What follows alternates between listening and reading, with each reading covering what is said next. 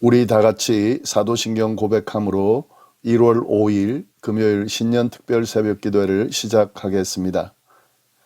전능하사 천지를 만드신 하나님 아버지를 내가 믿사오며 그 외아들 우리 주 예수 그리스도를 믿사오니 이는 성령으로 잉태하사 동정녀 마리아에게 나시고 본디오 빌라도에게 고난을 받으사 십자가에 못 박혀 죽으시고 장사한 지 사흘 만에 죽은 자 가운데서 다시 살아나시며 하늘에 오르사 전능하신 하나님 우편에 앉아 계시다가 저리로서 산자와 죽은 자를 심판하러 오시리라. 성령을 믿사오며 거룩한 공회와 성도가 서로 교통하는 것과 죄를 사하여 주시는 것과 몸이 다시 사는 것과 영원히 사는 것을 믿사옵나이다. 아멘. 오늘 이 새벽에 하나님께서 저희에게 주신 말씀은 마가복음 2장 13절부터 22절까지의 말씀입니다. 제가 가지고 있는 성경으로 신약성경 55페이지에 있습니다.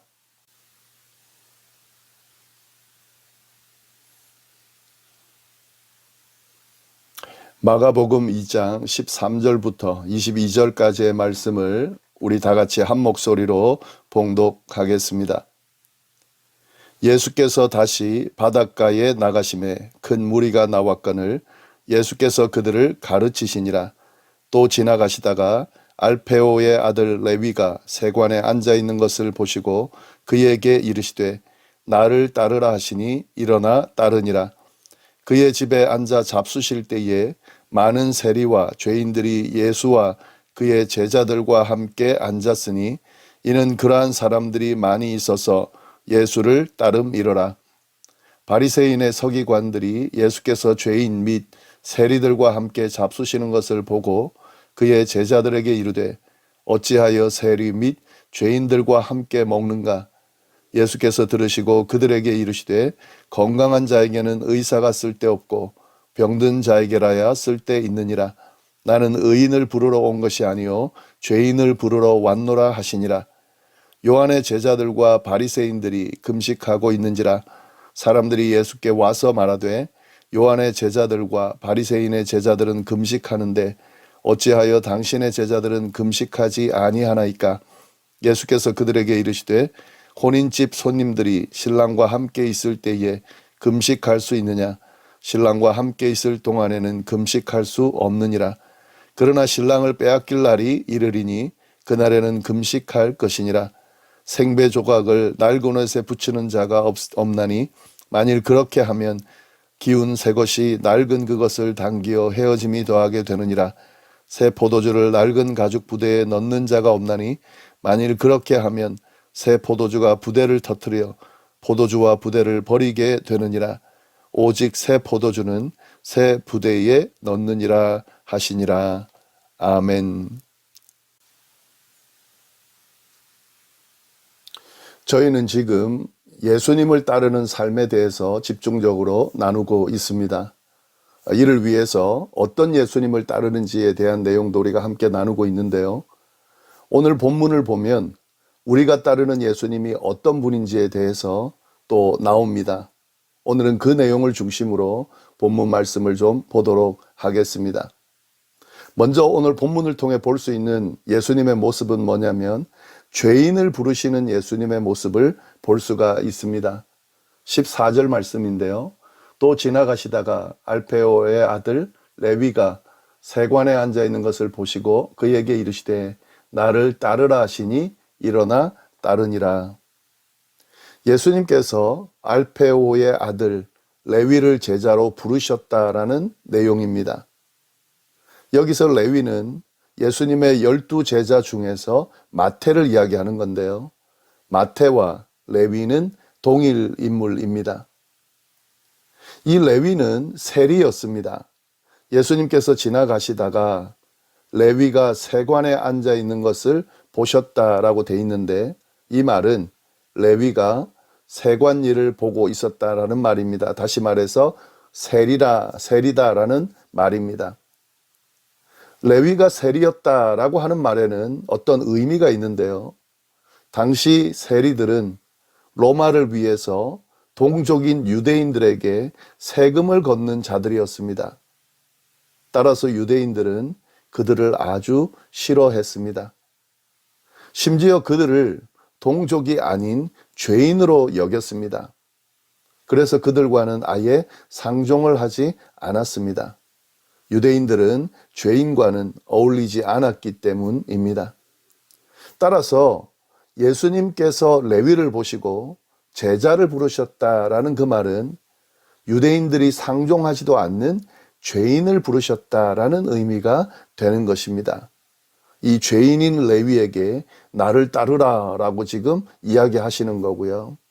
이 부르심의 레위가 즉각 응답했다라는 말입니다. 일어나 따르니라.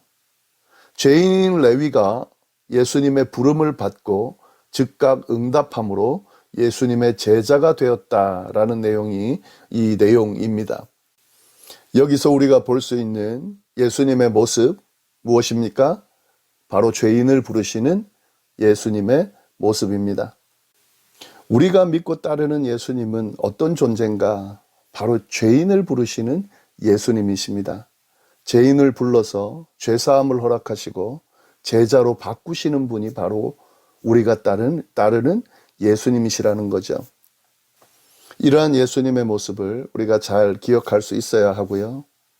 좀 더 나아가서 이 죄인을 제자로 부르실 뿐만 아니라 죄인들과 함께 어울리는 예수님도 볼 수가 있습니다. 15절 말씀을 보시면 그의 집에 앉아 잡수실 때에 많은 세리와 죄인들이 예수와 그의 제자들이 함께 앉았으니 이는 그러한 사람들이 많이 있어서 예수를 따름이러라.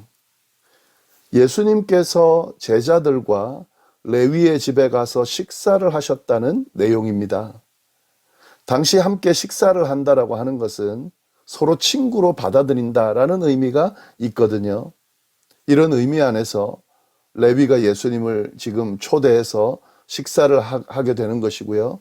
또 이러한 의미 안에서 예수님께서 레위의 집에서 식사를 한 것입니다. 근데 그 식사를 하는 자리에 많은 세리와 죄인들이 함께 했다라고 되어 있습니다. 아마도 레위가 그들을 초청한 것으로 보이는데요. 세리인 레위의 집에서 많은 세리와 죄인들이 함께 어울려서 식사를 한다는 것, 이는 당시 상황에서는 절대 일어날 수 없는 일이 일어난 거죠. 누구도 용납할 수 없는 그런 상황에서 예수님은 이를 거부하지 않으셨다라는 사실입니다. 그들과 어울려서 함께 식사를 했다라는 거죠. 여기서 우리는 죄인들을 외면하지 않으시고 부르실 뿐만 아니라 죄인들과 함께 하시는 예수님의 모습을 볼 수가 있습니다. 세리와 죄인들도 예수님을 좋아했고 예수님과 함께 하고 싶었는데 만약에 다른 유대인들이라면 용납하지 않았겠죠. 받아들이지 않았겠죠. 그러나 예수님은 달랐습니다. 그들을 절대 외면하지 않으시고 도리어 용납하시고 함께 하셨습니다. 이것이 우리가 믿고 따르는 예수님의 모습입니다. 근데 이러한 예수님의 모습을 사람들은 어떻게 했을까요?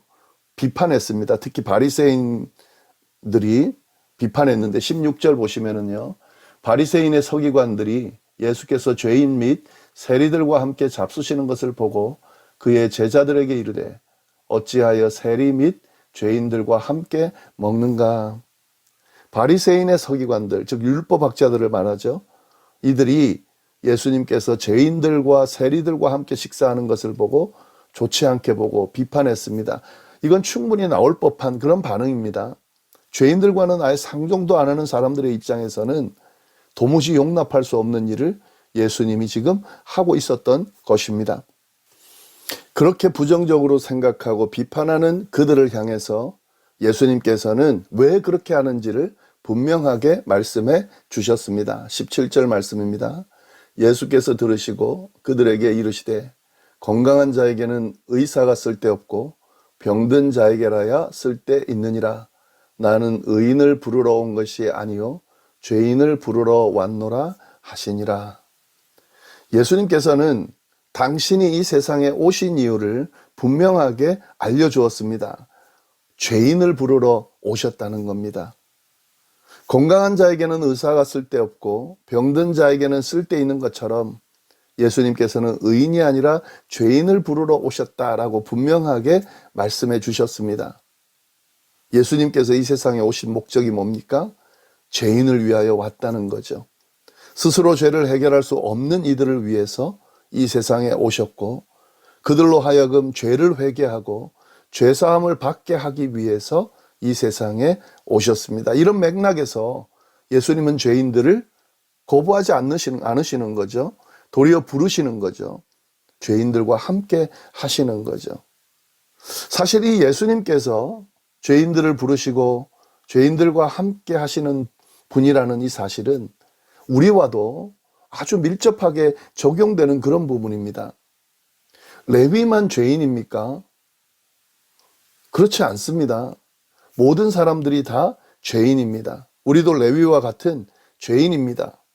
따라서 죄인을 위해 오시고 죄인들과 함께 하시는 예수님이라고 하는 것은 결국 죄인인 우리를 위해서 함께 하신다라는 의미가 이 안에 포함되어 있는 거죠. 예수님을 따르기 위해서 아주 우선적으로 해야 되는 그런 부분이 있는데 뭐냐면 이 부분을 인정하는 겁니다. 인정하는 것이 아주 중요합니다. 우리도 죄인이다라는 사실, 우리를 위하여 예수님이 오셨다. 죄인인 우리를 용납하신다.